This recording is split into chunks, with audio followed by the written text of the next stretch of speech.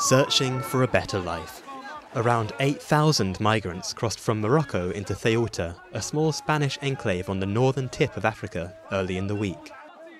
Helped by a relaxation of checks by Moroccan border guards, people swam across or used small inflatable boats. It is the largest influx that Ceuta has ever seen. Initially slow to respond, Spanish border patrols are now out in force. Migrants prevented from crossing gathered in the border town of Fnidek, hoping for another opportunity. One man drowned trying to reach Ceuta. Many others came close.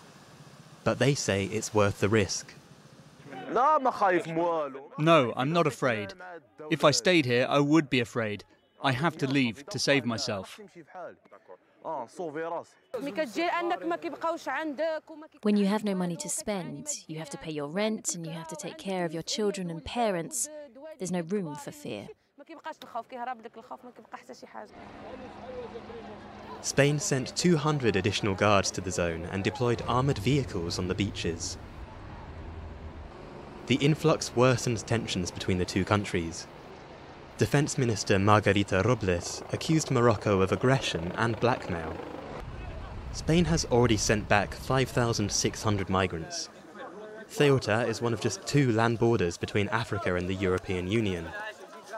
Analysts say Morocco turned a blind eye to the human tide entering Ceuta to put diplomatic pressure on Spain to recognise its sovereignty over Western Sahara.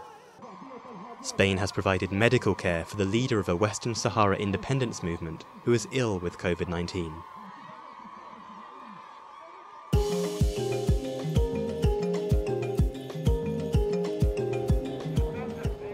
Anti-apartheid icon Desmond Tutu has had the jab.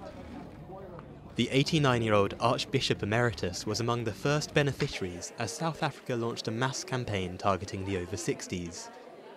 The country aims to vaccinate 5 million people by the end of June. I'm very happy that we're getting the vaccine and we're going forward. It's very important because everywhere else they're getting it.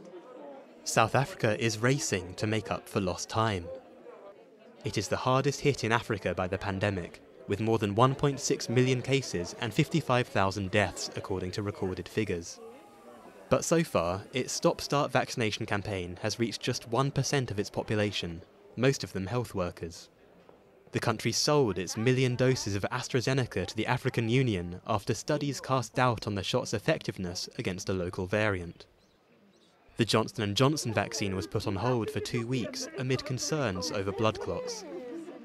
I do accept that we should have started early, but I'm hoping that now that we have started, things move faster because there's been a confirmation that we'll get about 40 or 50 million people that will be vaccinated. 6.5 million Pfizer and Johnson & Johnson vaccines are expected to arrive in the coming weeks.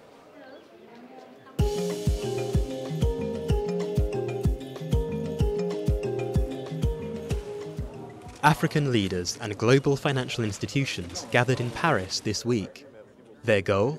To find solutions to the economic crisis in Africa triggered by the coronavirus pandemic. The continent's economy this year saw its first recession in half a century. But no firm financial aid agreement emerged. The international community focused on helping on the health front instead. In a U-turn from his previous position, French President Emmanuel Macron advocates for the lifting of vaccine patents to allow African countries to produce their own, a move that could also help reduce vaccine skepticism on the continent. It's a certain anxiety that is due to the fact, in my opinion, that the vaccine comes from elsewhere.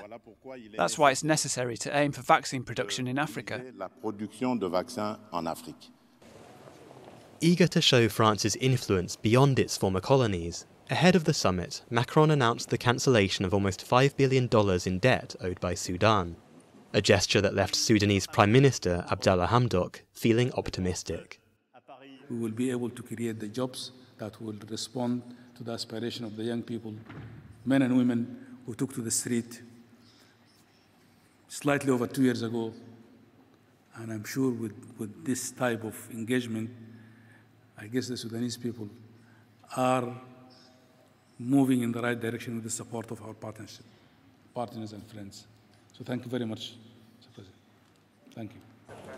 Hamdok is pushing to rebuild a crippled economy and end the international isolation Sudan endured under former strongman Omar al-Bashir.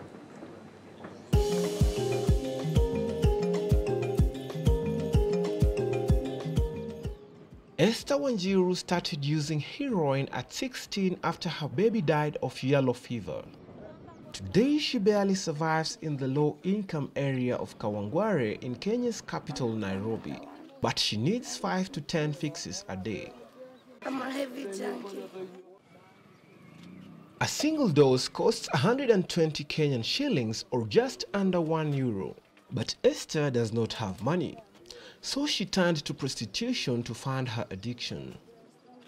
Sex workers mean that is a person who is ready to do everything so that I can get what I want. East Africa is a halfway stop on the trafficking route to Europe. Once just a stop-off, Kenya is itself becoming a big heroin consumer. It is cheap and abundant. A government survey covering only a third of the country in 2018 found 27,000 users. The coronavirus pandemic made a bad situation even worse, according to the Heroin Addiction Association, KENPAD.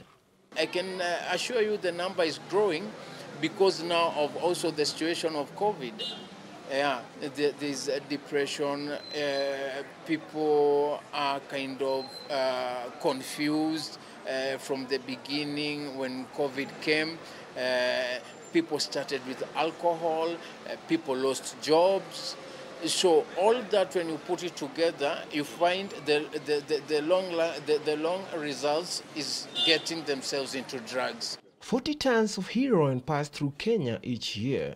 5 stay behind for local sale, according to the UN.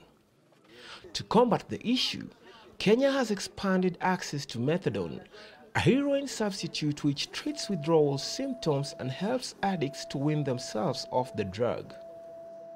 This Doctors Without Borders clinic in the north of Nairobi treats 400 users every day. Alice Kiema resolved to fight her addiction when her boyfriend died of an overdose. It has improved my life very much because now I have a very good relationship with my family. I can manage my money, the small that I get. I'm clean, I'm healthy. Yeah, it has really changed my life. There are around 10 methadone clinics in Kenya. They offer a way out to users, but they are not nearly enough to meet the need.